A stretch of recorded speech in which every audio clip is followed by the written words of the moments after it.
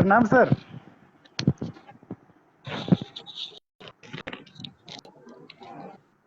रुको हो बाबू कंठेपी लगवा था तनी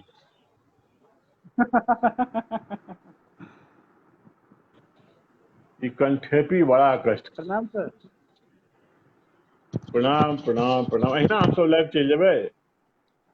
हाँ हाँ आबि गेल छियै, लाइव आबि चुकल छियै। अहाँ के चेहरा पर रोशनी कम है, टोपी कनी पछा दिस दियो, मुंह नहीं देखै त गप केना हेतै। हमरा तऽ केसो कटबै में कष्ट, आब हजामो वाला काज अपने करऽ पड़ैया। हमहूँ अपने आगू केलहुँ। आगू तऽ भऽ जाइ छै, पाछा में फेर श्रीमती के मेहनत करबऽ 10टा पड़ै गपो छै। सुनऽ पड़ैया। 10टा गपो सुनऽ पड़ैया। और तबियत वगैरह ठीक अछि ने? हाँ हाँ चलै छै। अच्छा, एखन ओहिसँ बिहार जाइए के प्लान छै? अरे केना जेबै, हवाई जहाज से उतरे से कहै छै जे चढ़ै से पहिले 14 दिन बंद करतै, उतरे पर 14 दिन बंद के, एला पर फेर 14 दिन बंद करतै। तऽ ई तऽ 14 दू 3 भऽ गेलै, एक दिन लए गाम जायब केना हेतै? रोड से जेतै तऽ की हेतै? रोड से जेतै तऽ क्वारंटाइन तऽ बॉर्डर तैयो क्वारंटाइन तखन नहीं खैर करतै। अपना घर में रहबै, क्या क्वारंटाइन करतै? हमरा कैंप पर तो नहियो की क्वारंटाइन, मनुखो नहीं जाइ छै। हाँ पर सही बात छै, ओतऽ तऽ किछु नहीं करे लायक छै।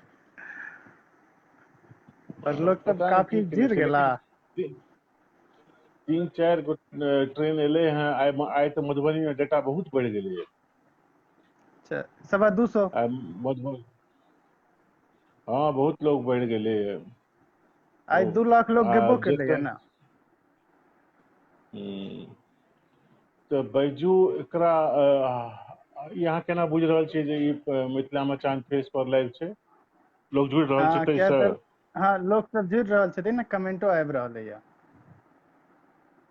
अच्छा, केओ गोटा जे कंफर्म करथिन जे हमर सबके ऑडियो तॉडियो पिक्चर मुँह कान देह दशा खा रहल ये तऽ गप सप आगू बढ़ायल जाय। श्वेता एक दीदी घंटा आवाज जाइ करीब छौ हमर सबक?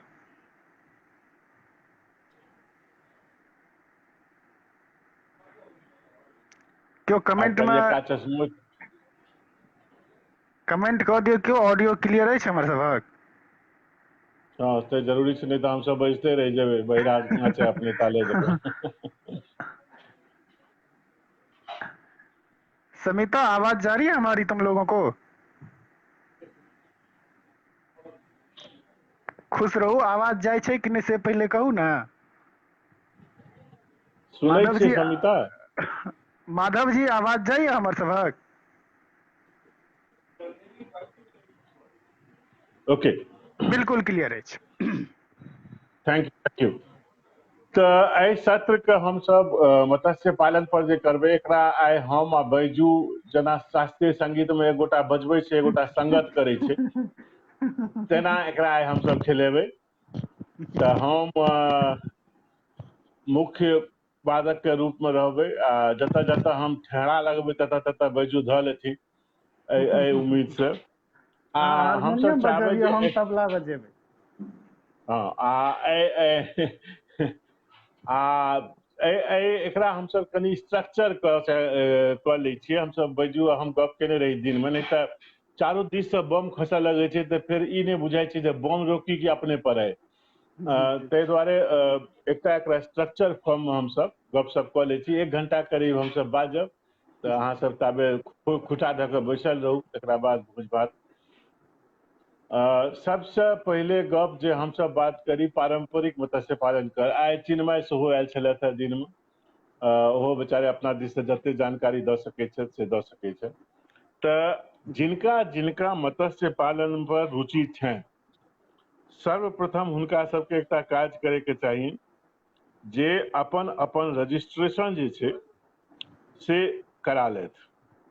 ई रजिस्ट्रेशन जे छै बिहार लेल fisheries.ahdbihar.in fisheries.ahdbihar.in पर जाके अपन अपन रजिस्ट्रेशन करा लिअ। एहि रजिस्ट्रेशन में अहाँके जे अपन नाम पता बैंक नंबर आधार बेसिक नंबर बेसिक चाहिए। बेसिक डिटेल्स मांगे छै। हाँ एकरा बाद अहाँके जमीनक पट्टा जायदादक पट्टा या ककरो से लीज पर लेलहुँ हँ से अहाँके जातीय सर्टिफिकेट अहाँके इनकम सर्टिफिकेट एहि तरहके 8-10टा डॉक्यूमेंट छै एकरा सबके रजिस्टर कऽ के अपन रजिस्ट्रेशन नंबर राखि लियौ। ई किसानियोमे चलै छै जतऽ एग्रीकल्चरमे अहाँके रजिस्टर करऽ पड़ैए। सरकारसँ कोनो सहायता लै लए अहाँ एज फिशरीज पर्सन या एज एग्रीकल्चर पर्सन रजिस्ट्रेशन अहाँके जरूरी है। ताहि दुआरे पहिले रजिस्ट्रेशन करा लिअ जे वेबसाइट कहलहुँ ताहिपर। तकरा बाद चलू जे हम कोन तरहसँ माछ पोसऽ चाहै छी। पहिलुक ऑप्शन अबै छै जे हमरा पोखरि अछि हम माछ पोसऽ चाहै छी। तऽ बहुत गोटाके बुझू जिनका पारम्परिक अपन बाप दादाके पोखरि जी छनि आ नहि कऽ सकै छथि ओ सब 30,000-40,000 रुपए सालाना पर कोनो ने कोनो मलाहके दऽ देने छथिन। तऽ ओहिमे हारे रगे ना फिटकिरी साल 2 सालमे कखनो 4 किलो खाइयोके मोन होइ छै तऽ से पठा दै छनि आ ओ 30-40 हजारमे ओहो प्रसन्न ओहो प्रसन्न। जी आब अहाँसँ पूछबै जे ओ मलाहके की प्रॉफिट हेतै तऽ ओ अहाँके नहि कहत, नहि कियाकि कहत। ओहिमे तरह तरहके खेल ओहिमे तरह तरहके खेल करै छै, बिया पैघ करै छै, माछ पैघ करै छै, बिया काट के पोसि के रखै छै तऽ ओ अहाँके पोखरिसँ 1.5-2 लाख टका बना लै छै। जी जो छोटो छीन पोखरि हेतै 1.5-2 बीघा वाला पोखरि हेतै तऽ आराम ओ बना लै छै। आराम से। जो अहाँ सब अपन पोखरिके अपने करऽ चाही तऽ ओकर सबसँ पहिले काज जे छै से ओकर पानिके जाँच हेतै, ओकर माटिके जाँच हेतै। पानिक जाँच माटिक जाँच ओना तऽ सब जिलामे हेबाक चाही, किछु प्राइवेटो लोक कऽ दै छै आ जिनका सबके नहि बुझल छनि से सब मीठापुर पटनामे जाके पानिके आ माटिके जाँच मत्स्य पालनके विभाग छै ओ कऽ दै छै निःशुल्क। जी तऽ 1 बोतल पानि लगा कऽ सैंपल हुनका सबके दऽ दियौन, ओ 1 या 2 दिनमे अहाँके कऽ के दऽ देता, रिक्वेस्ट करबनि व्हाट्सएप पर पठा देता, अहाँके रोज रोज जाय ले जरूरत नहीं, नीक लोक सब छै। ई सब जानकारी जे हमसब अहाँ सबके दऽ रहल छी ई हमर सबके एकटा बहुत आदरणीय श्री टुनटुन सिंह जी छथि, मुजफ्फरपुरके अधिकारी छथिन ओ आ फिशरीजके एकटा एक्सपर्ट छथि। तऽ हमसब जखन मदद मांगै छियनि कोनो जानकारी ओ हमरा सबके जरूर पहुँचा दै छथि आ ई सब जानकारी हमसब श्री टुनटुन सिंह जी से लऽ कऽ हम बैजू साझा कऽ के जे की केकरा केकरा बतेबाक छै अहाँ सबके बता रहल छी। अच्छा एहिमे आब की छै रह दियौ टोपिये ओकरा अभ्यास छै हमरा जकाँ नहि छै। दोसर गप जो अहाँ सब अपन जमीनके प्रति ओकरा अहाँ सरकारसँ अनुदान लेबऽ चाहै छियै तऽ रजिस्ट्रेशन करा के ओहि रजिस्ट्रेशनके एकटा हार्ड कॉपी निकालि के अपना जिलाके मत्स्य पालन अधिकारीके दऽ कऽ आबऽ पड़त जे ओकरा बाद ओहिपर काज करतै।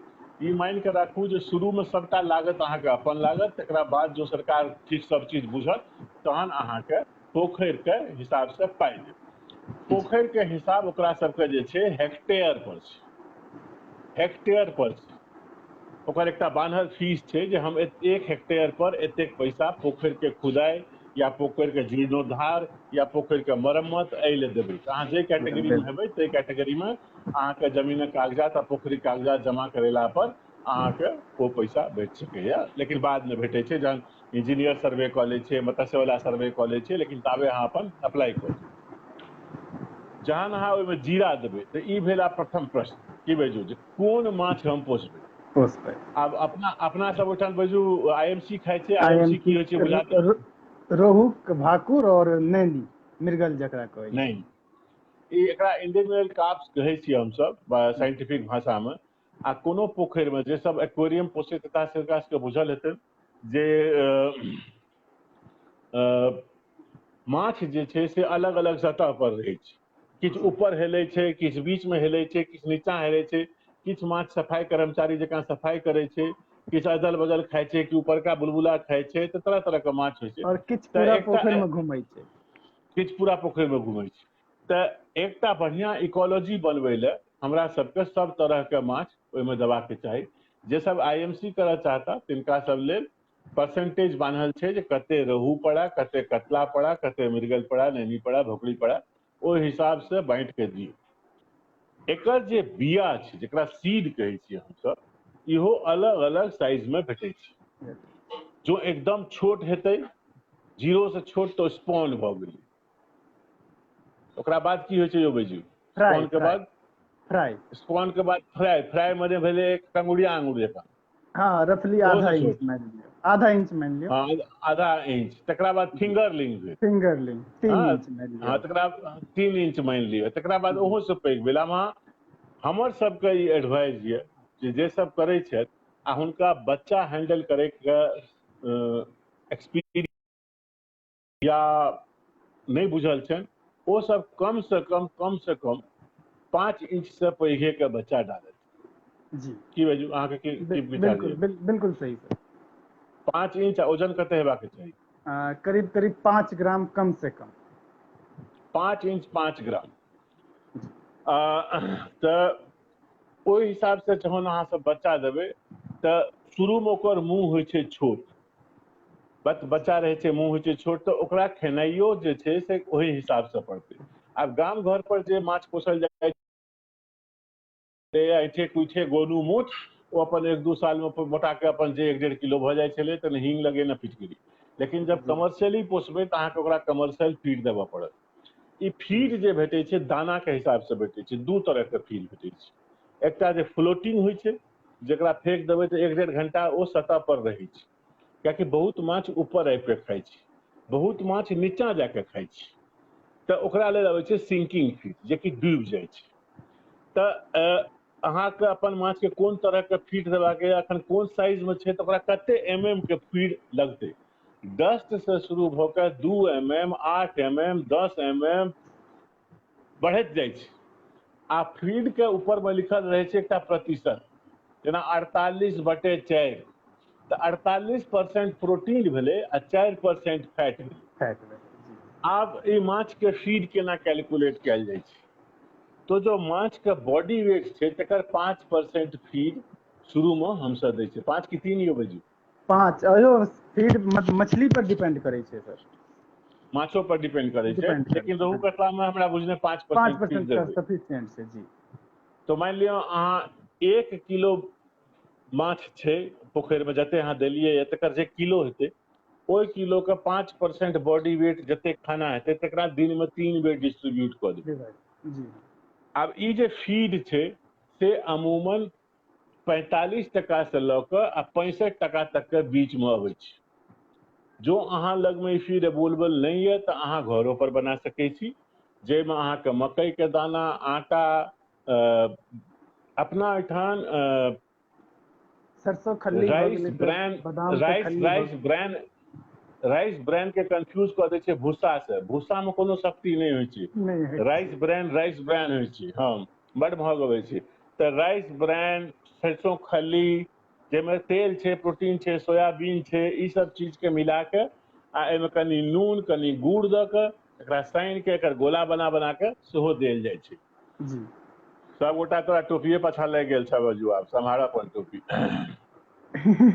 तऽ तऽ ई भऽ गेल अहाँके फीड।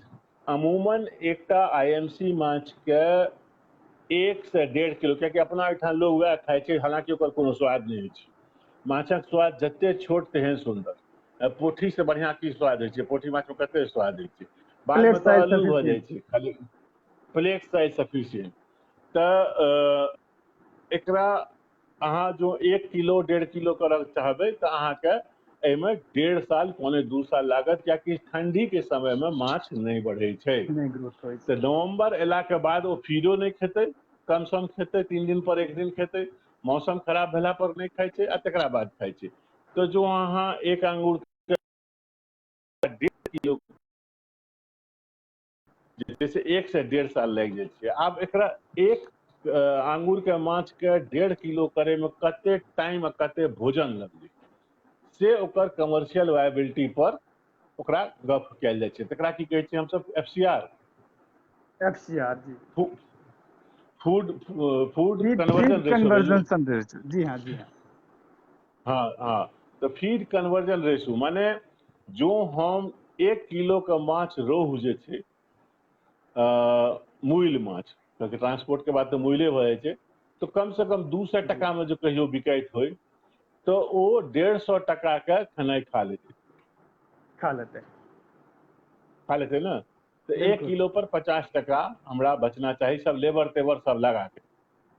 तो जनरली 1:1 के रेशो मान ले छे, कोनो माछ 1.5 खाय छे, कोनो माछ 0.6 खाय छे, ई सब कैलकुलेट करे के तरीका छे। तो आब अहाँ के मोटा मोटी बता देलहुँ जे एकटा पोखरि छै, ताहिमे माछ छै, जांच चाही, ताहिमे माछ कोन साइज के देबै, ओकरा केना खुएबै, आ ताहि हिसाब से ओ अहाँके माछ जे छै से बढ़त। आब अहाँ पूछबै 1 एकड़ में, हम सब बीघा कट्ठा नहीं बुझे छियै, कियाकि ओ सब ठाम अलग अलग होइ छै। हम काल्हिओ कहैत रहियै ककरो जे हमरा एहिठाम 17.5 कट्ठा के 1 एकड़ होइ छै। तो अहाँ ओहिठाम भऽ सकैए आइए बेसी होइत होइ, कम होइत होइ। आ ई कनिकबा दूर पर डिफरेंस भऽ जाइ छै, जे हमरा फुलपरास में छै से झंझारपुर में नहीं हेतै, फेर वो खुटौना में बिल्कुल नहीं हेतै। हाँ, तो कि लग्गा पर डिपेंड करै छै, से गाम घर पर नहीं रहल छी तऽ नहीं बुझबै। तो लग्गा, धूर, कौड़ी, कड़ी, जीरी ई सब बुझबै तहन अपने। आ हमर एकटा बड़ पैघ फकरा छै जे 1 कट्ठा जमीन आ एकटा अमीन से कड़ी धरा दै छै जे जिंदगी घुरा दै छै ओ। तऽ ओ अहाँके 1 एकड़ जे छै, 1 एकड़ मने भऽ गेलै अहाँके लगभग 200 किछ स्क्वायर फीट इंटू 200 किछ स्क्वायर फीट। आ एहि 43,000 तालाब के स्क्वायर फीट। 43,000 स्क्वायर फीट हमरा सबके हाँ। चाही।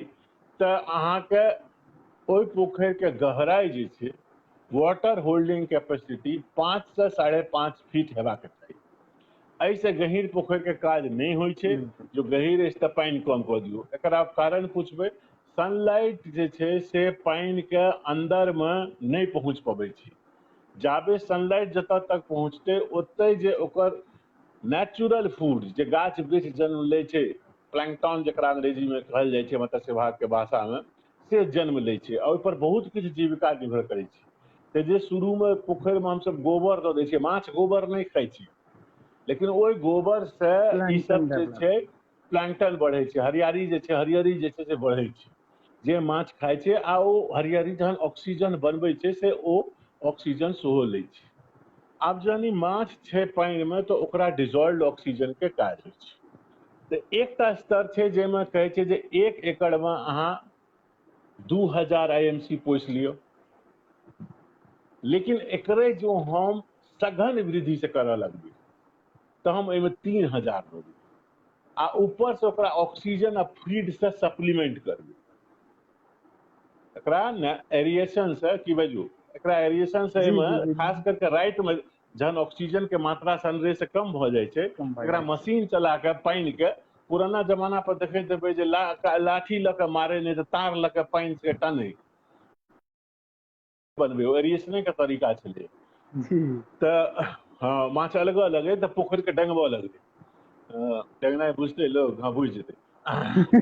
तऽ तऽ पोखरि के डेंगबऽ लगे तऽ ओहो से ऑक्सीजन है, तऽ ओकरा नेचुरल वे से एरिएशन आर्टिफिशियल वे से देल जाइ छै। तऽ ओ तहन जेना 3000 पोसबै तऽ अहाँ भऽ सके 9 या 10 महीना बाद 500 ग्राम वाला जे छै से निकालि लेबै। 500 ग्राम वाला अहाँके 100 120 तरह के रुपए किलो के हिसाब से बिका जायत।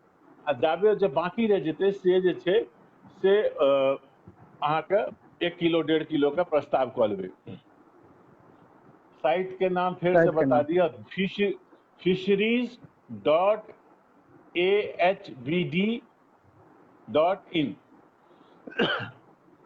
आ बाद में हम सब पठाइयो देव कमेंट्स में लिख कर। तो ओ पोखरि के अहाँके भऽ गेल, ई एकटा भऽ गेलै पारंपरिक पोखरि के अंदर में मॉडर्न पोखरि के काज केनाइ। आब एही पोखरि में हमसब औरो बहुत किछु कऽ सकै छी।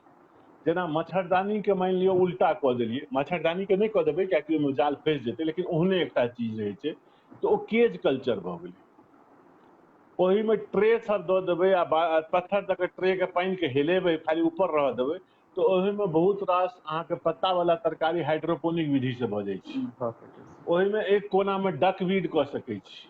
ओही में आब ओही पोखरि में फेर बहुत किछु अहाँ कऽ सकै छी जो करऽ चाही तऽ, जे अहाँके साइड इनकम हैत। ओकरा जे आड़ि धूर छै तोहो पर से 1 लाख 1.5 लाख टका खींचल जा सकै छै, जे लोग मनुख जकाँ काज आराम करे, से मात्र आराम से मात्र 1 एकड़ के पोखरि के हम गप कऽ रहल छी। सविता तऽ जी जो कहै छथि ओकरा स्लो मोशन में किछु भाग 2 अगिला रवि के रहऽ दियौ। आब जहन भूत चढ़ै छै तहन ओ बुझै छै जे आ पंडित के होइत रहे छै जे जते जल्दी सबटा मंत्र पढ़ा दिए सब घर जाए अपन अपन खाना खाए जल्दी दक्षिणा अगलो रे बाबा भेटत। हाँ अगलो रे बाबा पढ़तै बाप रे लिखना तऽ सएह छथि, स्लो मोशन गप करब नीक रहत, भाग 2 अगिला रवि कऽ सकैत छी। तऽ ओ जे आन तरह के जे माछ होइ छै बायोफ्लॉक फ्लॉक ताहि लए अगला रवि राखि लेब की बुझलियै। ओहो पर तऽ कनि टाइम लगबे करतै। आइ पोखरे पर हँ रह दियौ, आइ हमरा सबके हँ पोखरे पर डटल रहै छै। आइ माटि पर, ओहि दिन फेर टंकी टंकी पर खेल जेतै। जी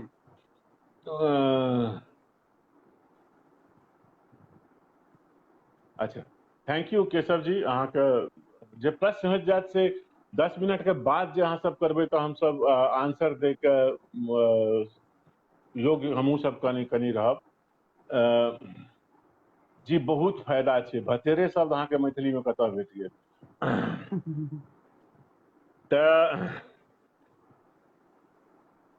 आब एहिसँ चलू जे बड़का पोखरि सब छै, पौराणिक पोखरि सब छै, एकरा सबके सेहो इस्तेमालमे कयल जाइत छै। आब समस्या की भेलैए, किएकि ई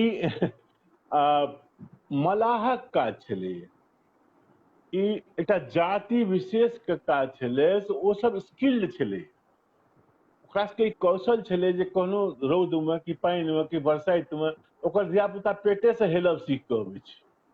ओसब कखनो कूदि जेतै, माछ पकड़ि लेत, 4टा नौका लेत, कऽ लेत, कतहु पही दऽ देतै, कतहु झपा दऽ देतै, कतहु तरह तरहके यंत्र सब होइ छै। तऽ बहुत चीज ओकरा पर डिपेंडेंट छलै। जीरा ओ आनि के दै, माछ के खेनाइ के बारे में ओ बतबै, माछ के बेचै के जाल ओ फेंकै, माछ वएह कीन के लऽ जाय। तऽ जहन सबटा इन्वॉल्वमेंट ओकर छलैए, तऽ जे पोखरिक मालिक छलै ओकरा बहुत कम भेटै छलै। तऽ आब जखन हमसब या अहाँ सब ई काज करऽ लगलियै आ ज्ञान भऽ गेलै जे एकरा हम एना से कऽ सकै छी, तऽ एकटा रेजिस्टेंस टू चेंज जे होइ छै से बहुत नॉर्मल छै।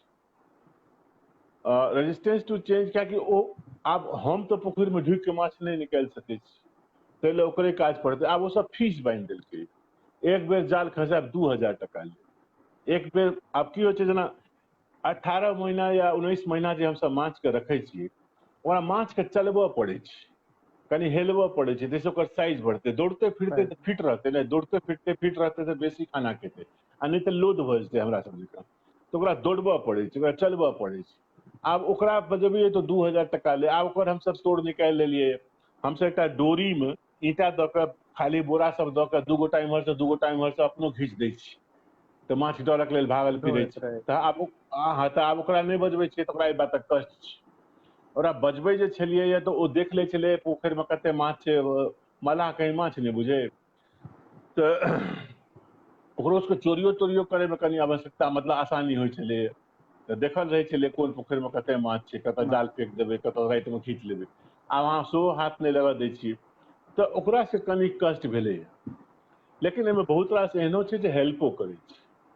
जेना ओकरा कहबै जे हमरा घोंघा आनि दे, हमरा सीपी आनि दे, हमरा एहन चीज आनि दे, तऽ ओ अहाँके ओ सब व्यवस्था कऽ देत। या ई बीमारी लागि गेलै, कियाकि बीमारी हे ई सब बड्ड लगै छै ई सबमे, तऽ कखनो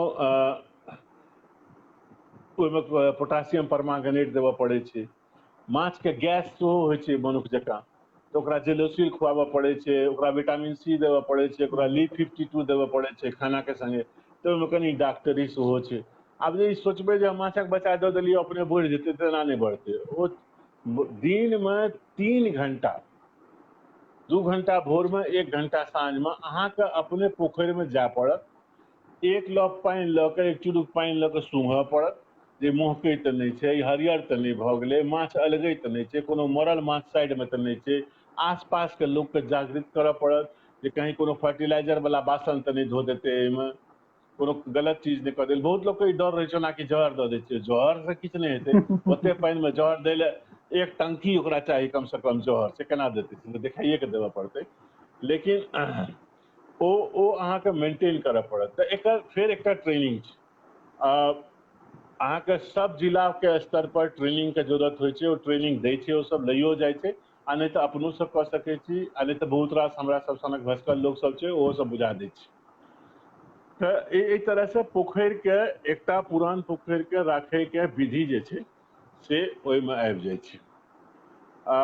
तकरा बाद जे छै आब जे नया तरीका से पोखरि के भेलैए, जेना चिन्मय आइ कहै छलथि जे ओ कहै छलखिन जे नवका पोखरि बनेनिहार सबके छोट छोट पोखरि नहि बनेबाक चाही, लेकिन स्कार्सिटी ऑफ लैंड, माय बाप से झगड़ि के कोनो काज करऽ पड़ै छै, हुनका सबके ओहिठाम पढ़ा लिखा देलियै, शहरमे नौकरी करत, तऽ अहाँ कतेक खींच सकै छियै? 1 कट्ठा 2 कट्ठा 4 कट्ठा 5 कट्ठा जमीन खींच लेबै माय बाप सब, या लीज पर लऽ सकै छियै, तऽ अहाँ 1 एकड़ 2 एकड़ के केना करबै? तऽ ओहिमे आइ काल्हि जे छै से आधुनिक प्रणालीमे ई भेलैए जे छोट छोट खत्तामे सेहो माछ पोसल जा सकै छै। एहिमे ध्यान ई रखबाक छै जे खत्ता जे होइ से रेक्टेंगुलर साइजमे होइ, कियाकि माछ भागै छै। तऽ जी जी हमसब बुझू कते कते पर ट्राई केलिए, जेना केरल में ट्राई केलिए 1 सेंट। 1 सेंट मने भेलै 10 × 30 मीटर, यानी 300 स्क्वायर 300 मीटर। जी 1 सेंट पर केलिए, 50 बाय 30, 50 बाय 50। एहि सबमे की होइ छै, एहि सबमे रोहु कतला मृगल नहि होइ छै, एहि सबमे आन आन माछ होइ छै, सिंगी होइ छै, कबई होइ छै, पाबदा होइ छै, और कोन कोन माछ छै यौ भेजू? अहाँ तऽ सबटा खाइ छी, अहाँके बुझल हैत, हम तऽ पंगेसियस भऽ जाइ छै, कॉमन कार्प भऽ जाइ छै। हाँ, ई सब ग्रास कार्प, कॉमन कार्प ई सब भऽ जाइ छै छोट छोटमे। इवन आइ ओ एहि छोट चिन्मय जी जहन छलखिन लाइन तहन केओ इचना के बात करै छलखिन, श्रिम्पो भऽ जाइ छै आराम से। श्रिम्पो भऽ जाइ छै। बड़ चूड़ा भुजामे बड़ नीक लगै छै इचना। अचारक तेल दऽ के जे माखि दियौ कुरकुर कऽ के, तऽ आब से सब पोठी आ इचना के चूड़ा भुजा संगे अचारक तेल में माखि के कांचा प्याज संगे जे दऽ दे, एहिसे ऊपर गप के मोन ललचा गेल। हालांकि हम माछखोक नहि छी, हमरा तऽ से माछोमे हमरा एक दिन खा बुझल लेलहुँ अछि। तऽ एको दिन खा लेलहुँ तऽ हमरा लेल बहुत छै, लेकिन पोसैमे बड़ मोन लगैए, ओकरा बारेमे जानैमे बड़ मोन लगैए। तऽ छोटकी छोटकी पोखरिमे 2 एकड़मे कतेक टैंक आ कोन साइज? देखियौ, हमरा गिनती से नहि जाउ, अहाँ सब अपन प्रैक्टिकलमे देखियौ जे अहाँ सम्हारि कते सकै छी। हम तऽ कहलहुँ, हम तऽ 50 बाय 30 फीटमे सेहो करै छियै, 30 बाय 25 फीटमे सेहो करै छियै, कियाकि एकर बहुत सिंपल कैलकुलेशन छै। Length into breadth into depth, LBD जे अहाँके निकलि गेल से अहाँके भऽ गेल कैपेसिटी ऑफ द टैंक। तकरा अहाँ 28 से मल्टीप्लाई कऽ दियौ। तो water length into breadth into depth into 28, ई जहाँ फॉर्मूला लगा देबै तऽ अहाँ लगमे ओतेक लीटर पानि भऽ गेल। ओते लीटर पानिमे हम कते माछ पोसबै? देखियौ, इएह हमरा सबके सरकार से झंझट यऽ। सरकार जमीन बुझै छै आ हमसब प्रोडक्शन बुझै छियै। हमसब सरकारके कहि रहल छियै, तू जे हमरा पाइ दै छै, तू हम 5 एकड़के तालाबमे तोरा 200 किलो माछ देबौ, लेकिन तू हमरा पाइ 5 एकड़के देबौ, हम तोरा 50 बाय 30 में 2000 किलो देबौ, तो तू हमरा गलत पाइ किया दऽ रहल छै? हम प्रोडक्शन पर दे ना हमरा पाइ। हमर एबिलिटी प्रोडक्शन अछि, न कि लैंड एरिया। आजका दिन में लैंड एरिया कम भेल जा रहल छै। देखियौ,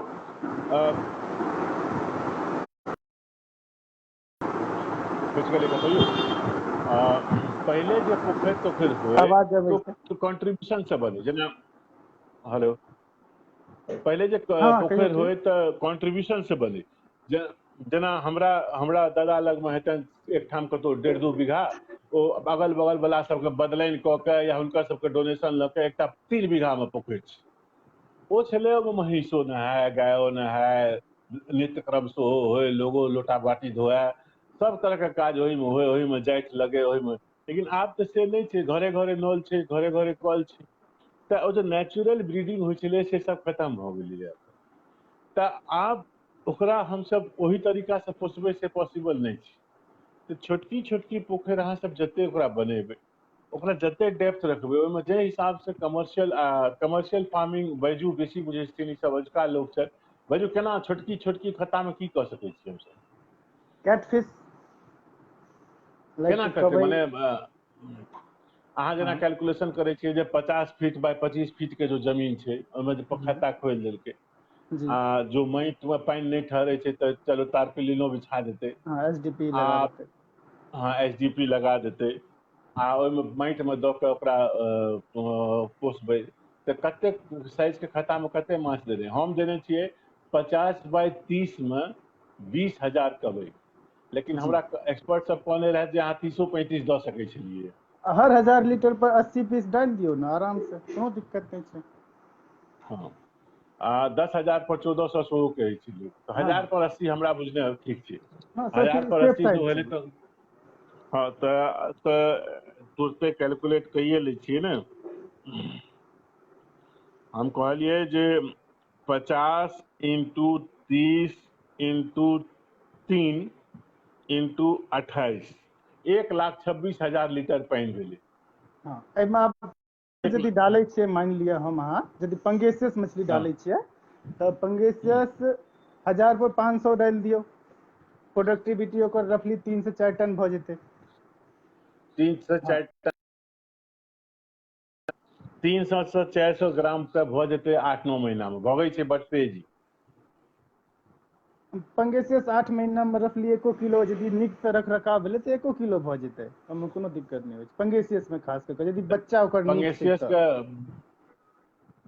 हाँ या ई बच्चा वाला गप पर हमरा एकटा बहुत इम्पोर्टेंट चीज करे के बच्चा जी कतऽ से जो माय बाप तंदुरुस्त हेतै तऽ माछ तंदुरुस्त रहतै, बिल्कुल धियोपुता तंदुरुस्त हेतै। जी अपना सब ओहिठाम बहुत रास हैचरी जे छै से बेकार छै। अहाँ माछ कीन कऽ आनू माछ भूट रहि जायत या मरि जायत या मतलब ओकर प्रोडक्टिविटी ओते बढ़िआँ नहीं छै। एहि संदर्भमे हम बहुत रास ट्राई केलिए, एकटा बाबा हैचरी अछि हमरा सबके मुजफ्फरपुर दरभंगा रोड पर, ओकर शिवराज जी के ब्रूडर बढ़िआँ छै, जी शिवराज जी के ओकर ब्रूडर बड बढ़िआँ छै। हुनकर एहिठाम से आमूर काप आनू किछो आनू देत आ ओ अपने कहियो दै छै जे ई वाला ब्रूडर अच्छा नहीं है इसको मत। एना एकटा सुपौल दिस हैचरी छै जे अहाँके रोहु के बच्चा बड़ बढ़िआँ दै छै। आन ठाम जते अहाँके कहत जे मिक्स है सब मिला दिए हैं ओते बुझियो घोलझाल छै, कियाकि बच्चा चाही तऽ हमरा अलग अलग चाही ने, हम मिक्स क्या किनबै। हमरा एते परसेंट रोहु देबाके एते कतला देबाके एते मृगल देबाके आ ओकर मिक्स अहाँ लेने जाउ 600 रुपए किलो 700 रुपए किलो, केओ कहत 600 किलो में हमर 2000 पीस आबि जाइए। एकरा कहै छै लाइन। ई सब वर्ड टेक्नोलॉजी टर्मिनोलॉजी छियै मत्स्य पालन के जे कते लाइन के बच्चा देलियै, कते लाइन के बच्चा देलियै मने भेलै जे 1 किलो में कते बच्चा चढ़ल छलै। तो जो 5 ग्राम के एकटा बच्चा हेतै तऽ बुझ लियौ कते 200 लाइन लाइन में अहाँ देलियै 200 200 लाइन के पर बच्चा किलो। भेलै। हाँ तऽ हमसब जो कहियै हम 50 लाइन के बच्चा देलियै 50 पीस 1 किलो छलै, तेकरा पे पैघ करे में की भाँज लगतै। अहाँ इहो देखबै जे हम कोन मास में हमसब जनरली फरवरी मार्च में स्टॉकिंग दै छी आ नवंबर आबे तक या तऽ एक छाँट निकालि लेलहुँ जे ओवर स्टॉकिंग वाला छलैया आ नहीं तऽ फिर फरवरी मार्च अप्रैल में फरवरी फिर निकाल ओकरा निकाललहुँ। 12 महीना लगिते टा छै माछ के पोसै में। तऽ जे छोटकी छोटकी पोखरि नहीं कहियो डबरा कहियो चभच्चा कहियो खत्ता कहियो ई जे हमसब बना रहल छियै एहिमे अहाँके प्रोडक्शन बढ़िआँ भऽ सकैए जो अपने कनि अलर्ट रहबै।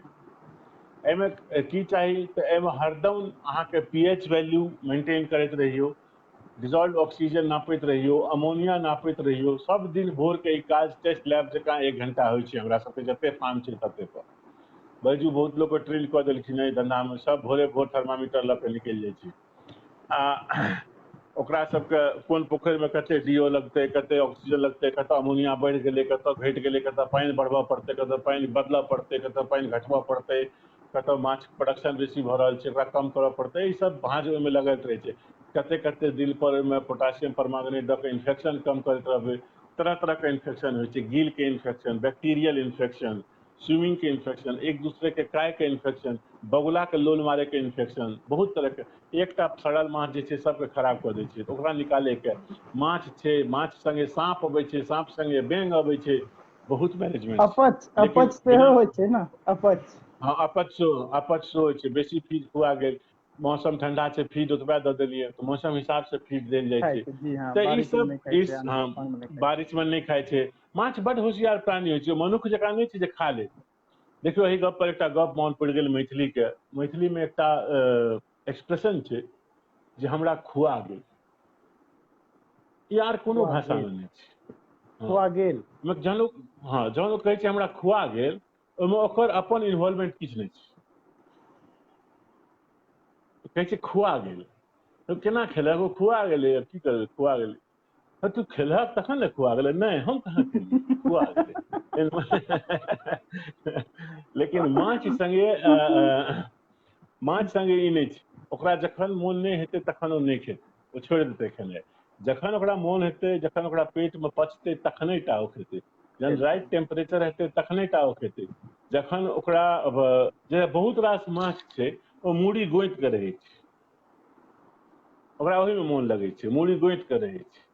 कबै छै ओ गाछो पर चढ़ि जाइ छै, तऽ सब माछ के अपन अपन फितरत होइ छै। रोहु कतला के रौद में कनी नीक लगे छै, आबि के ऊपर में एक रत्ती देह के टटायत आ फेर चलि जायत नीचा। बहुत माछ छै कनी कनी के हेलैत रहै छै। जे कैट फिश सब रहै छै तकरा सबके ओकरा सबके हमसब एयर ब्रीदिंग कहै छियै, माने ओ सरफेसो पर आबि के सांस लऽ सकैए, सांस ओकरा लै ओते छै। ऑक्सीजन के काज नहीं। आ लैते छै। हाँ वो जेना नॉर्मली सिंह, रहै छै। सिंगी छै, ओ राति के बेसी खाइ छै, तो जो 5 किलो खाना दै छियै 3 किलो राति में दै छियै, दिन में 2 किलो दै छियै। ओ रतका खोखोर छै। तऽ अहाँके जे माछ अहाँ पोसबै ताहि माछ के अहाँके पूरा जानकारी चाही। आब जे छोट छीन पोखरि हमसब कहि रहल छियै, खत्ता, चभच्चा, डोबरा जे कहियौ, या मिनी पॉन्ड्स इंग्लिश में भऽ जाइ छै ओकर ट्रांसलेशन मिनी पॉन्ड्स, ओहिमे इंटेंसिव फार्मिंग से कयल जाइ छै। अहू पर सरकार योगदान दै छै। तऽ काल्हि जहन टुनटुन सिंह जी से बात भेल तऽ ओ कहलखिन जे सरकार जे छै अहाँके टोटल एरिया के सर ब्राह्मण के लिए क्वेश्चन, मत्स्य ब्राह्मण के लिए मत्स्य पालन करना यथोचित कार्य है क्या? आइ के जमाना में इस सवाल के जवाब दिलाइ बड़ा कष्ट। हमसब तऽ टॉयलेटो अपने साफ करै छियै, तऽ ब्राह्मण की छियै?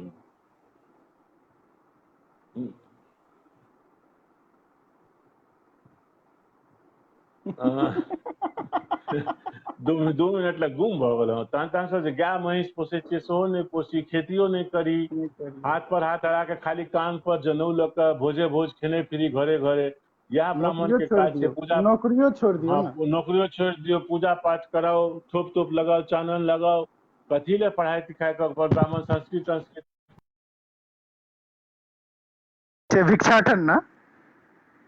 किया ने गेलियै? हमसब नहीं छी ब्राह्मण। हमसब, हमरा सबके बाबूजी झा लिखै छलखिन, हमहूँ सब अपना नाम संगे लिख देलियै। कोई कर्म से ब्राह्मण होइ छै, कहू 2टा कर्म जे हम करैत होइए जाहिसँ हम ब्राह्मण होइ, जे हमरा नहीं बुझल यऽ ब्राह्मण की होइ छै, ताहि दुआरे एहि पर चर्चो नहीं करय चाहै छी। हमसब बुझै छियै जे एकटा धनोपार्जन के उपाय छै, विद्या छै। आ विद्या जे होइ छै से हमेशा से अर्थ कढ़ी हेबाक चाही। छुच्छे ज्ञान लऽ के किछु नहीं होइ छै।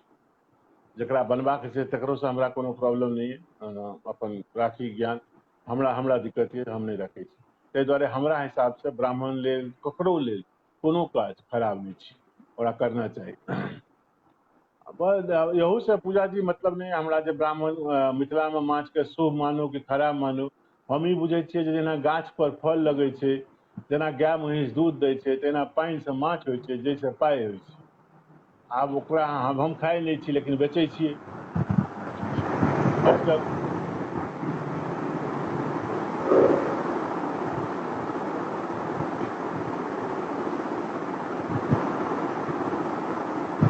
हेलो, किछु कड़कड़ा गेलै बड़ी तेज।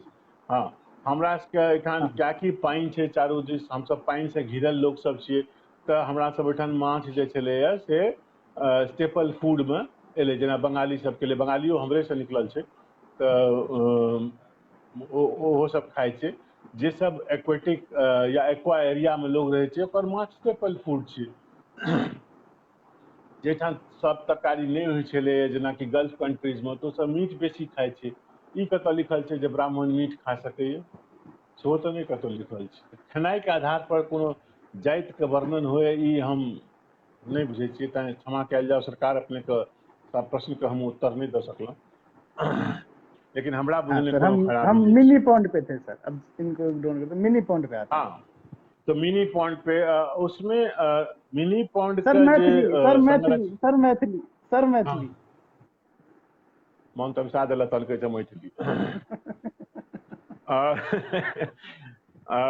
तो छोटकी छोटकी जे हमसब पॉन्ड बनाबऽ लगबै तऽ ओहिमे ओकरा अहाँ सीरीजमे बनबियौ जे ओकरा सम्हारैमे जे छै से सुविधा हुआ। और एक पॉन्ड आ दोसर पॉन्ड के बीच में, एक खत्ता दोसर खत्ता के बीच में तऽ ओकरा अहाँ कम से कम 5 से 7 फुट के जगह दियौ ताकि पानी के सीपेज एक से दोसर में नहीं जाए।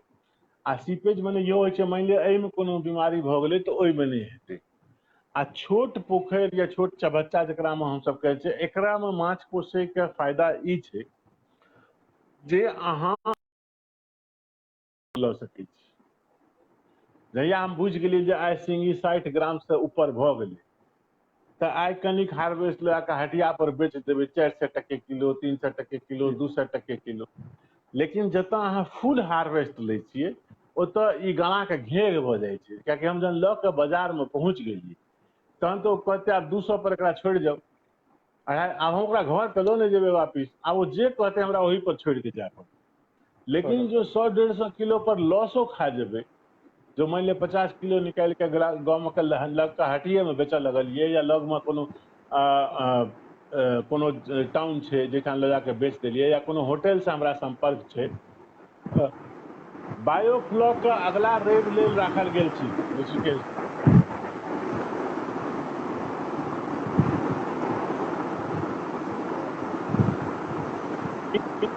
जकाँ की हरा जाइ छै, पता नहीं सर नेटवर्क प्रॉब्लम भऽ जाइ छै। हाँ कहियो आबै छै आवाज एखन। हाँ तऽ ओहिमे की छै अहाँके हार्वेस्ट के सुविधा हमेशा से रहै छै। छोट छोट हार्वेस्ट कऽ सकै छी आ ओहिसँ की होइ छै जे हमरा सबके मलाह से सेहो छुट्टी भेट जाइए। कियाकि अपनो जौन चाकर से घुसि के ओहिमे से अहाँ हार्वेस्ट कऽ सकै छी छोट छोट जाल से निकालि के 20 किलो 30 किलो लऽ ला के। आ ओहिसँ की छै रेकरिंग मनी जे छै से आबऽ लगै छै। आ कोनो जे बिजनेस छै, कोनो जे प्रोडक्टिविटी छै, ताहि प्रोडक्टिविटी के जो अहाँ अपना एरिया के 100 किलोमीटर या 200 किलोमीटर के अंदर में बेच ले छी तऽ अहाँके प्रॉफिट बेसी भऽ जाइए। ई बात मान के चलियो, कियाकि हम मान लियो अपना घर से दरभंगा या मधुबनी लऽ जाके बेच देबै तऽ हमरा एकटा एक्स अमाउंट लागत ओकरा ट्रांसपोर्टेशन। लेकिन जो हम झंझारपुरे में बेच लेबै तऽ हमरा ओकर आधा लगत, ओ आधा हम अपना प्रॉफिट में राखि सकै छी या शेयर कऽ सकै छियै जकरा हम बेच रहल छियै ओकरा संगे। तऽ एहि दुआरे ई एकटा बड़ा बढ़िया एकटा रहै छै जे अहाँ छोट छोट हार्वेस्ट करी। शिव सिंह जी सेहो आबि गेल छथि चार्ट पर। हमसब तऽ ओहि छोटकी छोटकी पोखरि के दुआरे आब एकटा इहो इम्पोर्टेंट बिजनेस भऽ गेलै जे एहि तरह के माछ के आब एहिमे की छै, हम हमेशा बात करै छियै क्लस्टर के। जेना हम बैजू बात करैत रही जे मानि लिअ हमरा सबके 20 टा 25 टा आदमी एहन भऽ जाए जे छोट छोट 4-4 5-5 टा के खत्ता डबरा बना लिया तऽ हमसब एक साथ 1 लाख 2 लाख माछ के बिया आनि सकै छी। अखन जे हम 3000-4000 आनै छियै तऽ हमरा एकटा बिया 2 रुपया 3 रुपया के पड़ै, की बैजू एकरा बिल्कुल हमसब 60 पैसा पर आनि के पटकि सकै छी आराम से। एहि तरह से जो हमसब कलेक्टिव फीड मंगा ली, एक ट्रक फीड मंगा ली तऽ हमसब अपना में आपस में बांटि लेब तऽ हमरा सबके ओ एवरेज में ट्रांसपोर्टेशन बचि 35 जायत। रुपए किलो पड़तै, एवरेज में 35 रुपए ओ किलो एवरेज पड़तै। में एहि दुआरे ई बहुत जरूरत छै जे एकटा दिनों में लोग सब पूछैत रहथिन चिन्मय के कि कोऑपरेटिव स्ट्रक्चर कयल जा सकै छै। कोऑपरेटिव स्ट्रक्चरे कयल जा सकै छै, ओही में फायदा हेतै, चाहे अहाँ आम में होय या लताम में होय या माछ में होय या केरा में होय। जाबे तक अधिक से अधिक लोग प्रोडक्शन में नहीं हेतै ताबे तक ई संभव नहीं छै। एही से जुड़ल एकटा प्रश्न केओ केने रहथिन प्रोसेसिंग के बारे में। देखियौ प्रोसेसिंग कखन होइ छै, प्रोसेसिंग होइ छै तखन जखन अहाँके अपन नीड जे यऽ ताहि से ऊपर सप्लाई चलि जेतै, यानी डिमांड से ऊपर जहन सप्लाई चलि जेतै तखन हम कहबै जे आब एकरा प्रोसेसिंग के काज छै। आब देखियौ जेना चाइना में एक बेर की भेलै, ततेक चीनी भऽ गेलै, ततेक चीनी भऽ गेलै, ततेक चीनी भऽ गेलै जे ओ बुझबे नहि करै जे चीनी के की करबै। तो ओ सब ओकरा गरम पानि में घोरि घोरि के ओहिमे खुशबू दऽ के आ ओकरा लेमन जूस जकरा कहै छियै से बनेलकै। आ ओकर कैपेसिटी बढ़ि गेलै तऽ धियापुता खाय लगलै तऽ ओकर जते चीनी छलै सबटा कंज्यूम भऽ गेलै, तही से लेमन जूस बनलै, कियाकि ओ लेमन फ्लेवर में चूसै वाला गोली छलै, ओकर नाम पड़ि गेलै लेमन जूस। आब टॉफी किछु कहै छै पता नहीं, पहले बड़ बढ़िया बढ़िया आबै छलै। एतऽ तऽ गाम पर अबै गुलाब छड़ी मिठाई घंटी लऽ कऽ अबै, एक पोरछा धान जी लेने जइयै, एना के ओकरा अथी में खसा दिए, एक लफ धान, दूटा के मिठाई दे, आह एतऽ कतऽ तऽ अहाँके जखन आइ अजुका तारीख में हमर सबके जे डिमांड अछि तकरा से करीब करीब 60% सप्लाई नहीं छै। तो 60% सप्लाई नहीं छै तो पहले तो अपन सप्लाई ठीक करबै, हमसब पहले अपन डिमांड के पूर्ति करबै, जते माछ देबै तते लो लऽ लेबै। सीजन धरऽ पड़ै छै, जेना ईद के टाइम पर माछ बढ़िया जेतै, ब्याहक टाइम पर माछ बढ़िया जेतै, उपनयनक टाइम पर माछ बढ़िया जेतै, आ ई सब पतरा में देल रहै छै जे कखन सीजन पड़तै। ओहि हिसाब से जे प्लानिंग कऽ के अहाँ प्रोडक्शन कऽ रहल छी तऽ अहाँके दाम बढ़िया भेट जायत। आ टटका रौदी में जहन जेबै माछ बेचै लए तऽ केओ नहीं खायत, सबके गरम से पेट अफरैत रहै छै, कम सम खाइ छै लोग गर्मी में, लेकिन जाड़ में कनी गरम मसाला तसाला दऽ कऽ लोग खेलक तऽ बेसी बढ़िया रहलै। तऽ अहाँके प्रोडक्शनो जे छै सीजनैलिटी के हिसाब से करऽ पड़त। लेकिन जहिया हमसब ई प्रोडक्शन लेवल के क्रॉस कऽ जेबै तहिया हमरा सबके प्रोसेसिंग के बारे में सेहो सोचऽ पड़तै। तऽ आइ जेना हमसब दिल्ली में छियै आ हमसब जे फ्रोजन फूड्स के काउंटर पर जाइ छियै तऽ ओहिठाम बहुत रास फ्रोजन फिश सेहो भेटै छै। ओ अलग अलग रंग में भेटै छै, जेना फिले भेटै छै, यानी माछ के खोइचा उतारि दियौ आ बिचलुका काँटा निकालि दियौ तहन जे काँटा बचि गेलै, निकाल दे। हाँ तऽ ओ भेलै फिले। या ओकर फिश फिंगर भेटै छै, या ओकर गोल गोल बनल बॉल मंचूरियन टाइप के बोंडा भेटै छै, बॉल भेटै छै, फिश बॉल। आनू झोराउ आ खा लिअ। लेकिन अपना एहिठाम तऽ सरसों दऽ कऽ जाबे तक नहीं फेटतै ताबे तरेतै नहीं, झुरेतै नहीं। लेकिन जो ओहि तरह के खेनिहार सब हेबऽ लगतै, या ओतऽ से हमसब ई कऽ के दिल्ली आनऽ लगी या पटना आनऽ लगी, जैठाम एहि तरह के चाइनीज शॉप्स हेतै जतऽ फूड के, या ओहि तरह के माछ खायल जाइ छै जे तरह के माछ हमसब अमूमन नहीं खाइ छियै, तखन प्रोसेसिंग इंडस्ट्री के काज हेतै। प्रोसेसिंग इंडस्ट्री भयानक भयानक छै। हम एहन एहन प्रोसेसिंग इंडस्ट्री देखने छियै जाहिमे 4000 टन रोज के माछ के दरकार होइ छै ओकरा प्रोसेस करै लए, ओहिसँ कम हेतै तऽ प्लांट बैसि रहतै। मतलब एहन एहन प्लांट सब छै जेकर माछे के खोइचा से ओकरा ईंधनो बनि जाइ छै जरा के। माछक खोइचा से सेहो जे अहाँके प्रोटीन ऑयल से निकलै छै, फिश ऑयल निकलै छै। तऽ प्रोसेसिंगो के बहुत रास स्कोप छै। बहुत रास गर्भवती महिला सब पेट पर एकटा ई ऑयल कऽ के लगबै छै गर्भावस्था में, जे रेघा जे पड़ि जाइ छै ताहि लए, ओहो माछक ऑयल सबसे बढ़िया होइ छै। माछ में ओमेगा 3 बहुत तरह के ओकर लाभ सब छै। तऽ प्रोसेसिंग के यूनिट सेहो बैसायल जा सकै छै, लेकिन अखन ओकर टाइम नहीं एलै। अखन ओकर टाइम नहीं एलै, अखन हमरा सबके सुविधो नहीं है। बजैत बजैत गला सुखा जाइ, ई भोर से तेसर छी। अच्छा ई ऑनलाइन वाला सब बहुत, मतलब अभी बुझू जे एकटा नवका जीवनीये भऽ गेलैए, भोर से साँझ तक ऑनलाइन बजैत रहू, ने सामने वाला के देखियौ ने पकड़ियौ। खैर, हमरा सब लगे सौभाग्यक गप छै जो अपना इलाका के कोनो काज आबि सकी हमसब, बिल्कुल सर। या किछो हेल्प कऽ सकी, या जिनका सबके काज बादो में संपर्क कऽ सकै छथि। थियोरेटिकलटा सुना में ठीक छै, पर प्रैक्टिकल नॉलेज सेहो होबाक चाही। एहि विषय पर कनिक विचार देल जाय। हम तऽ कहबे केलहुँ ऋषिकेश जी, बिना प्रैक्टिकल के किछो नहीं हेतै। पहिले थ्योरी पढ़ियौ, थ्योरी के बुझियौ, तकरा बाद जे सब मत्स्य पालन करै छथि हुनका ओहिठाम जाके 8-9 दिन 10 दिन पहुनाइ करियौ, किछु अहूँ मदद करियौ ओकरा से काज में, कनि वॉलंटियरशिप दियौ। जहन रहऽ लगबै, माछ संगे जियऽ लगबै, पोखरिक हालचाल बुझऽ लगबै, रोज 10 दिन 12 दिन 15 दिन लागि के काज करबै ओकरा सब संगे, तखने टा भऽ सकैए। ई साहिबी के धंधा नहीं छै। मेहनत का धंधा छै। ई बहुत मेहनत के धंधा छै। जेना गाय गोरू के धंधा छै, क्यों बुझते हम 10टा गाय कीन के राखि देलियै, काल्हि से डेयरी चलऽ लगतै, नहीं चलतै। गोबर उठबऽ पड़तै, गाय के सहलाबऽ पड़तै, टीक निकालऽ पड़तै, खोंटा गाड़ऽ पड़तै, थन छुअऽ पड़तै, नाथ बान्हऽ पड़तै। जो लघी मूत्र ई सबसे दिक्कत छै तऽ नहीं पोसाय भाई, जा तू अपन पैकेट वाला दूध पियो, डॉक्टर कहलकै तो गाय भैंस रखै ले। ई कोढ़िया सब लोक के काज काज नहि मेहनत, छै ई सब।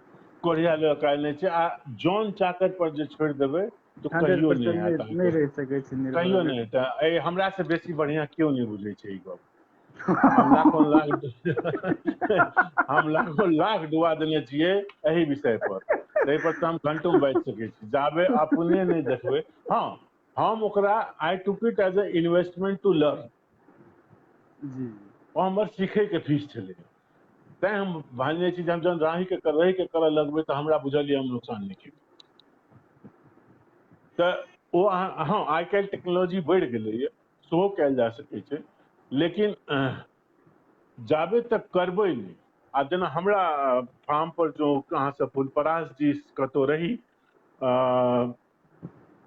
तऽ यौ बायोफ्लॉक पर अगला रवि दिन कहब ने ऋषिकेश जी, बायोफ्लॉक के छोड़ि दियौ, बड़ झंझटिया काज छै। मधुबनी के पास में इजरा गांव छै, ओहिठाम लागल छै, नदीम के लड़का छै, ओ लगेने छै।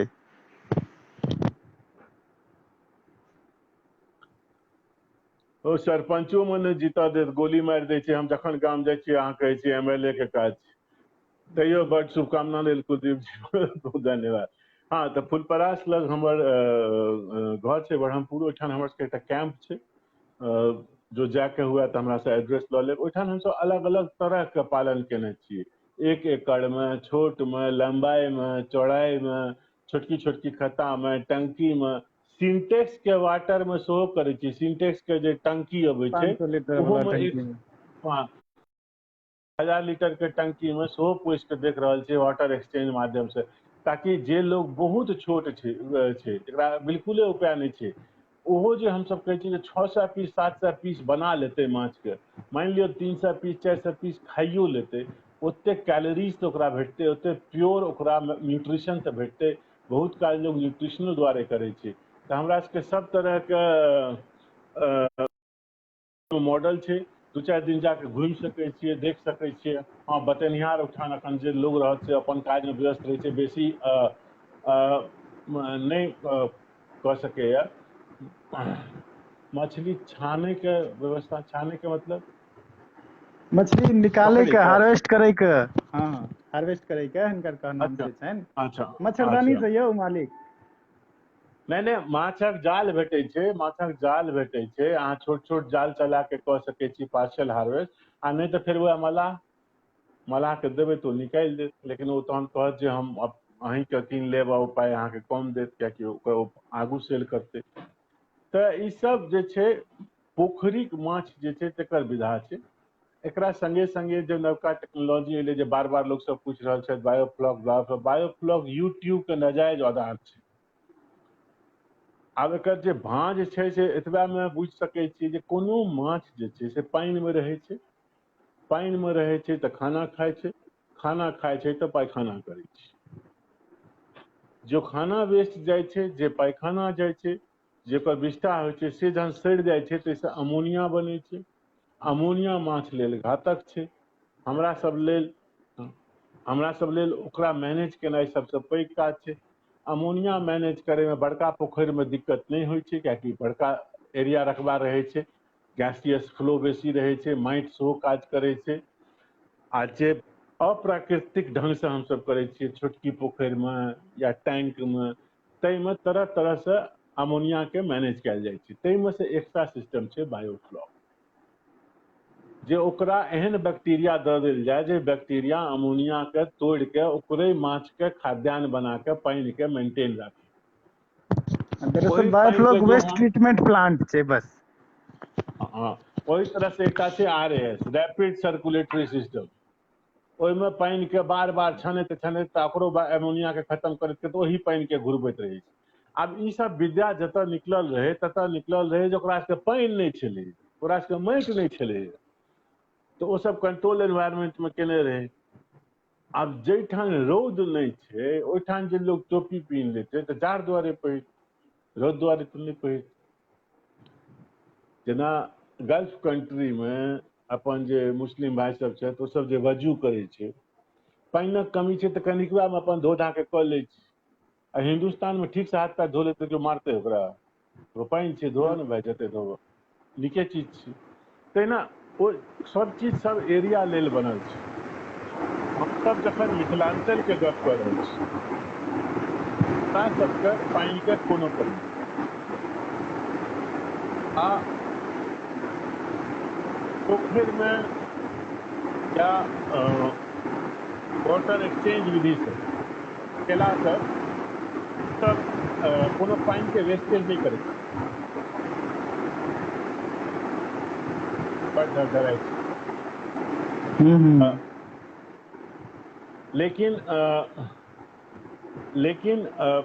जते मॉडल अहाँ सब देखबै से सबटा अहाँके इंडोनेशिया जापान जखन पानि के दिक्कत छै खारा पानि बेसी छै ताहि सब जगह पर ट्रीटमेंट कऽ के ओहिठाम करै छै आ ओहिठाम माछो वएह करै छै जे माछ सब 200 ग्राम 300 ग्राम 400 ग्राम के होइ छै आ ओ जल्दी क्विक रैपिड एक्शन में निकलै छै तऽ एहि बेर जे मने अहाँ चाहबै जे रोहु कतला ई सब भऽ जायत बायोफ्लॉक तक से सब कुछ नहीं हैत वो सब पोखरे टा में होइ छै आ पैघ पोखरि में होइ छै कियाकि एहि सब माछ के दौड़ै लेल जगह चाही 1 एकड़ मिनिमम चाही ओहिसे कम में नहीं होइ छै अखन धरि कोनो बढ़िया रिजल्ट नहीं एलै है बायोफ्लॉक का आईएमसी के आईएमसी के नहीं एलै कतौ नहीं एखन तक नहीं ताहि दुआरे ओहिपर बेसी जोर नहीं देल जाय लेकिन हमसब तैयो ओ सिस्टम के बुझबे के चेष्टा जरूर कऽ सकै छी जे की होइ छै आ नहीं जरा अखने जाने के हो तो रेडियो मधुबनी पर जाकर यूट्यूब पर जाकर रेडियो मधुबनी में बायोफ्लॉक पर बहुत रास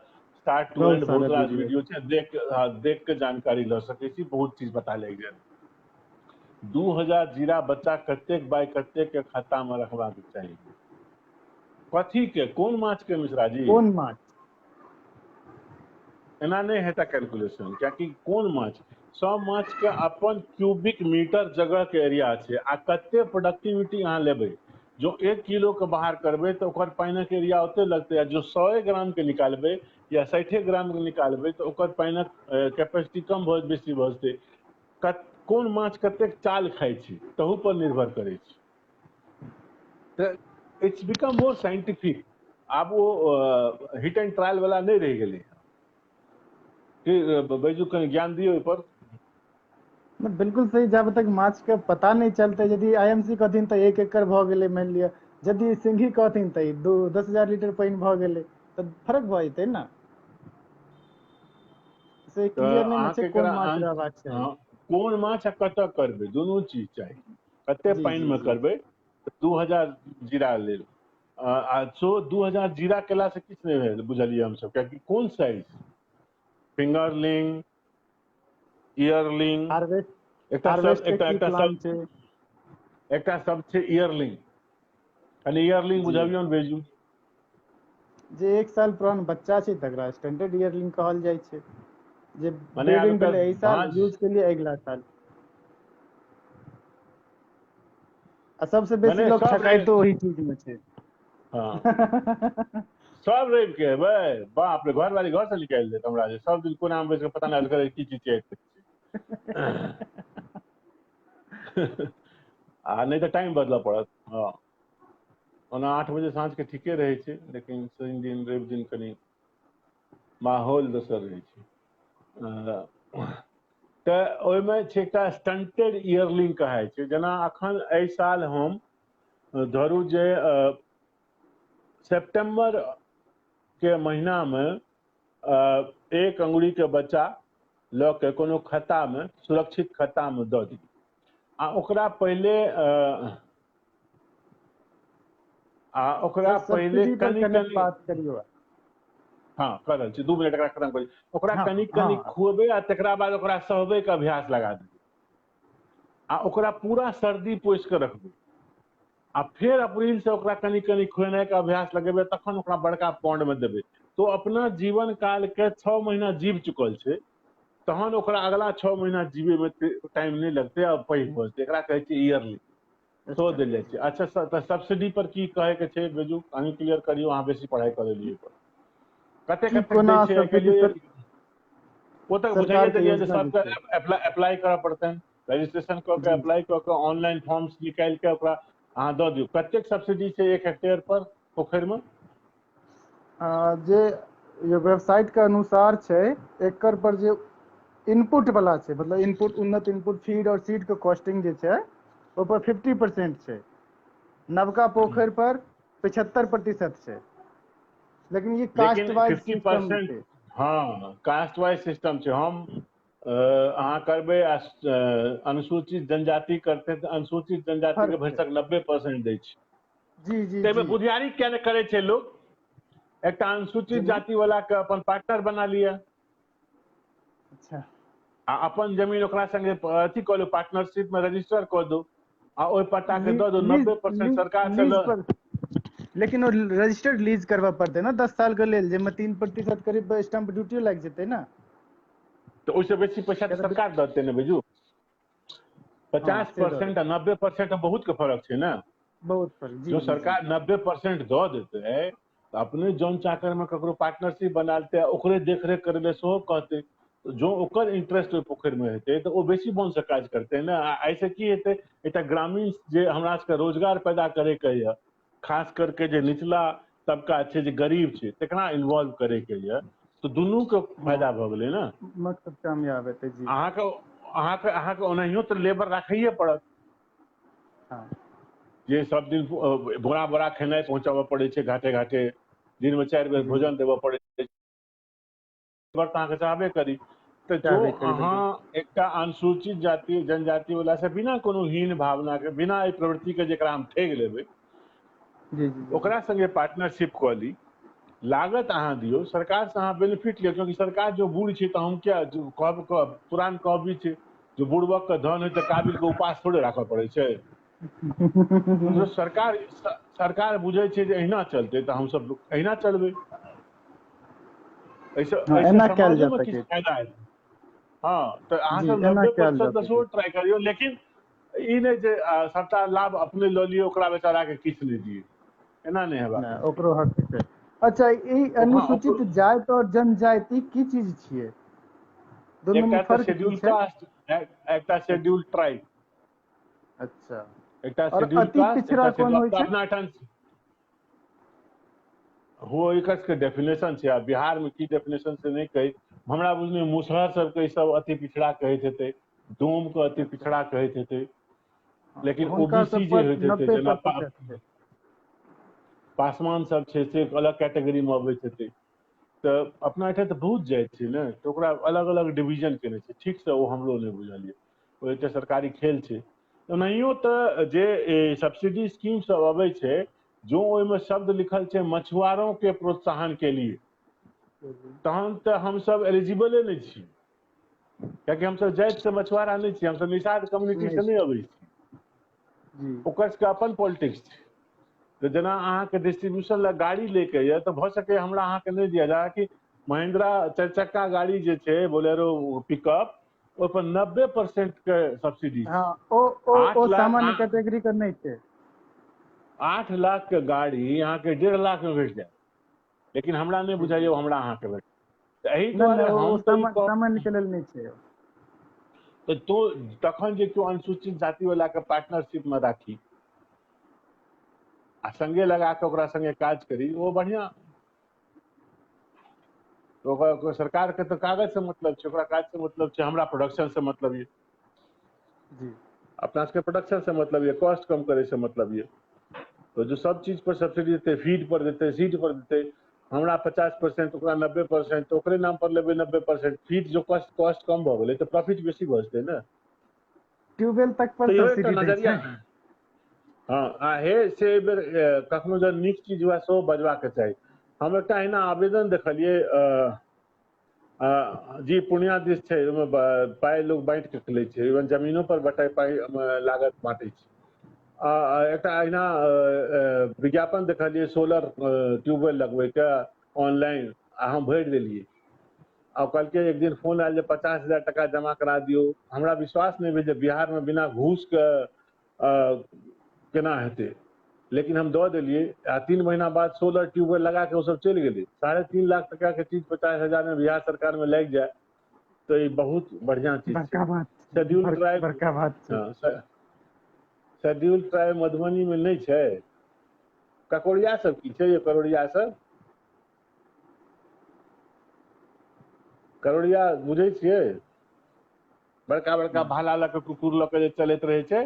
अच्छा अच्छा अच्छा, अथी सब जो होइ छै, रिफ्यूजी इतिहास जेना जे पढ़ू रहै छै। कहियो इतिहास पढ़ियो कहियो राजा छलै ओ सब, अच्छा जी। अखन ओ ट्राइब में अबै छै। हाँ, गुजरतिया सब मारि के भगा देलकै।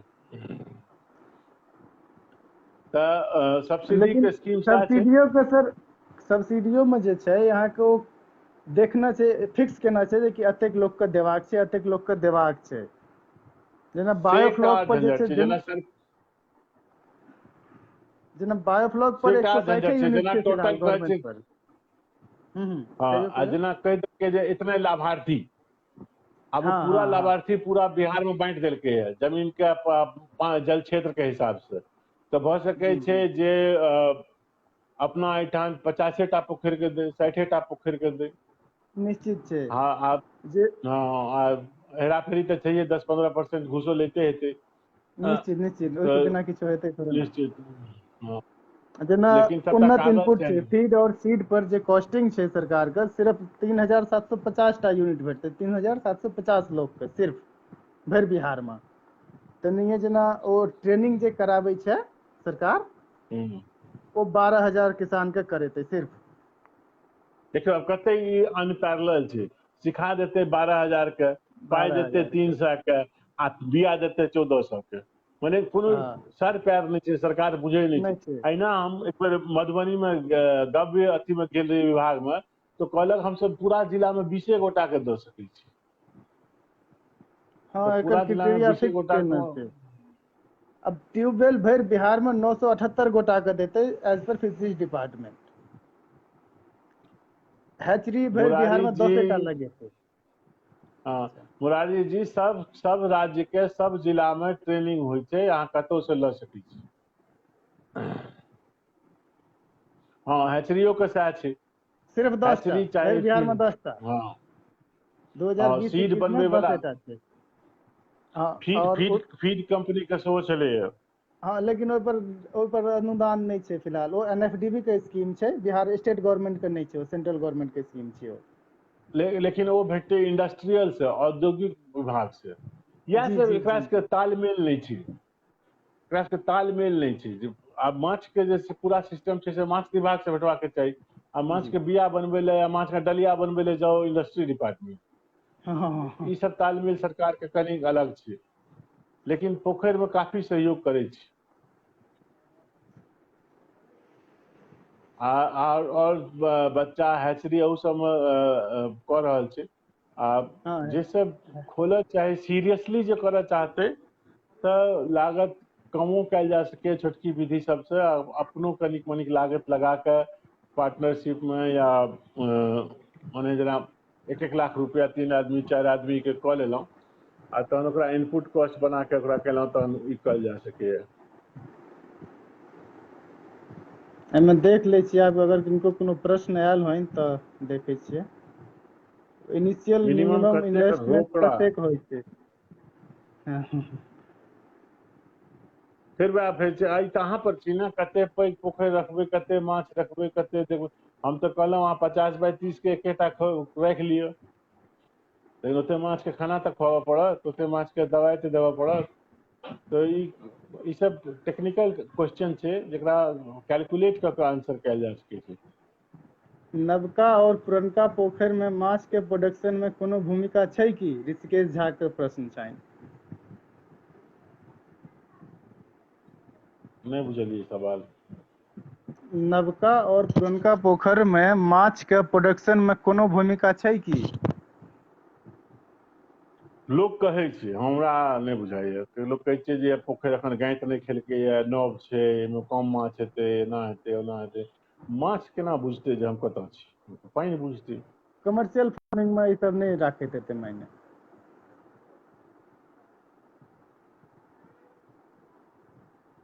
पर्सनली बात करबा लेल ओ जे छै मारिते नंबर सब छै अमित जी, पहले अपन प्लानिंग कर लियो, कियाकि ओना कोनो तरहके हमरा सबके ततेक प्रश्न अबै छै जे फोन ऑफ कर दै छियै। पूरा कागज जो अहाँके तैयार रहे जे हमरा एतेक के प्लानिंग ये, ई हम माछ करब, एते हमरा जमीन ये, ई हमरा लागत ये, तहन तऽ आंसर कर सकै छी। एना भोर से साँझ एकेटा क्वेश्चन अबै छै, इतना में कितना मछली डाल सकते हैं, एकर कोनो जवाबे नहीं छै। मुरारी जी कनि ताकि लियौ ने यौ, सबटा सवालक जवाब हमरे से लेबै। एमपी में बैठल छी, एमपी सरकार के फिशरीज के साइट पर जइयो, पूरा इन्फॉर्मेशन देल छै। अहाँके खाली एक बेर गूगल करैके, किछु गूगलो बाबा के कष्ट दियौ, पूरा सब जिला के मत्स्य अधिकारी होइ छै, से मत्स्य अधिकारी के ट्रेनिंग लेल फॉर्म भरल जाइ छै। फॉर्म ऑनलाइन अवेलेबल छै सबठाम, एकटा फोटो एकटा आईडी कार्ड लागत। बेसिक जानकारी तऽ अपनो लेबै। ओहो के लेल, ट्रेनिंगो के लेल गवर्नमेंट साइट पर, वेबसाइट पर अप्लाई करऽ पड़ै छै। वो एमपी में छै भोपाल में, तो अपन एमपी में अच्छा एमपी गवर्नमेंट के बुझथिन जाके, तो बिहार में नहीं हेतन, लेकिन एमपीओ गवर्नमेंट करबै छै। बढ़िया बढ़िया फिशरीज के ऑफिस छै, इंदौर में बढ़िया ऑफिस छै, बढ़िया बढ़िया साइट सब छै, भुवनेश्वर में छै। जेना हम सब प्रारंभ केने रही जे एमपी एहि बेर फिशरीज जून जुलाई में तऽ बिहारो से गेल गुजरल ट्रेनिंग तऽ दैये देतै। छै। एकटा प्रशिक्षण सर्टिफिकेट चाही, किछु किताब ओतै पढ़ि लियौ, बेसिक मछली पालन पर नीक नीक किताब सब छै, छोट छीन किताब सब छै बढ़िया। अमेजन पर अहाँके भेट जायत, नीक नीक किताब सब छै, मछली पालन बेसिक छोटकी छोटकी किताब सब छै, बढ़िया किताब सब छै। बेसिक जानकारी तऽ चाही, कते तालाब बनाबी, केना बनाबी, पानि ओहिमे से निकलतै केना, पानि ओहिमे ढुकतै केना, बांध केना बनतै, बांध में ढापा लगा के चाही जैसे कि माछ बांध खसै नहि, बांध जते भऽ सकै ट्रैक्टर से बनाबी। जेसीबी कोड़ि सकै छै, लेकिन ढाई दऽ के बांध नहि बना सकै छै, मेढ़ नहि बना सकै छै। बना सकै छै, ओकरा टाइम लगै छै, ओ काज नहि करऽ चाहै छै, ओना तऽ जेसीबी से सबटा काज होइ छै। तऽ एहि तरह से 5 कट्ठा, फेर अहाँ कट्ठा कहि लियौ, आब अहाँके ओहिठाम कट्ठा कते होइ छै हम जान कते गेलहुँ। स्क्वायर फीट के होइ छै।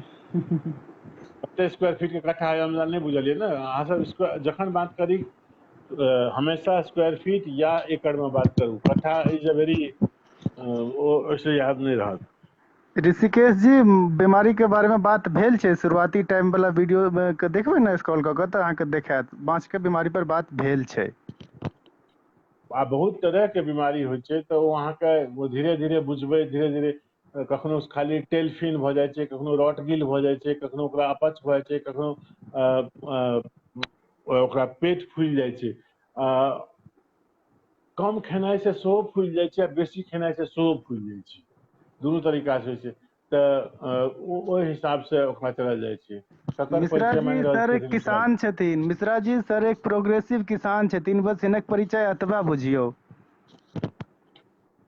नहि हमसब एक्सपेरिमेंट करै छियै, खूब पैसा डूबबै छियै, हमर सबके शौक ये।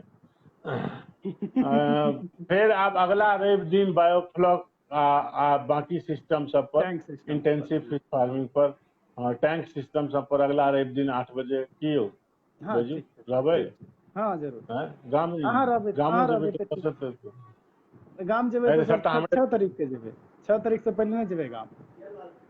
क्वारंटाइन कऽ देत। तहन नहि जेबै। हाँ ओ तऽ बड़ा झंझट छै, कहै छै ओते देरी 14 दिन एतऽ 14 दिन ओतऽ रखतै बंद कऽ के, 2 दिन तऽ गेलहुँ 28 दिन बंद, ई तऽ गाय बिकायल चरबहिये तखन नहि खतम कऽ जेबै, देतै। क्वारंटाइन करतै तऽ नहि हाँ जेबै। हाँ बड़ा मुश्किल छै, लेकिन बढ़ियाँ छै, एगोटा कहलक जे जतऽ जतऽ मशीन लागल छै पैरासीटामोल खा के जायब, तहन बोखार नहि धरत तऽ केओ नहि पूछत। थर्मल बेसी स्क्रीनिंग में ठाम नहि इएह, एबै। हाँ तऽ बेसी ठाम सएह भऽ रहल छै, अपन पैरासीटामोल खा के जाइत रहू आ केओ नहि धरत, नहि तऽ कोनो उपाय तऽ छै नहि। लेकिन जे गाम घर पर बहुत तरह के खराब खबर सब सुनि रहल छी, जे लोग मेंटेन नहि कऽ रहल छै, या जतऽ रखने छै खाय पियै के व्यवस्था नहि छै, तऽ कनि आइ एक समाजो के जागरूक हेबाक चाही। आइ एकटा सुनलियै झंझारपुर में जे केओ कहै छै कमला पुल पर कोरोना वायरस बैसल छलै। सेहो लोक सब छै, लेकिन कनि कनि बतागिरियो के कोनो जवाब नहि छै, जेना एकठाम कहलकै जे ई सोलकनक हाथक खेनाइ छै ई नहि खेबो, होटल में कतऽ खाइ छै, ब्राह्मण बना बना के दै छै। बिल्कुल नहीं दै मने छी। एहि तरह के बर्ताव केनाइ ककरो प्रति कते खराब गप छै। खाना के लात मारि के फेंक देलकै, ओकर वीडियो देखै छलियै हम। एना एना एना कहीं बात भेलै? समाज छै ठाम जाके रहो, देखो सफाई से बनि रहल छै कि नहीं, ठीक खाना दऽ रहल छै कि नहीं।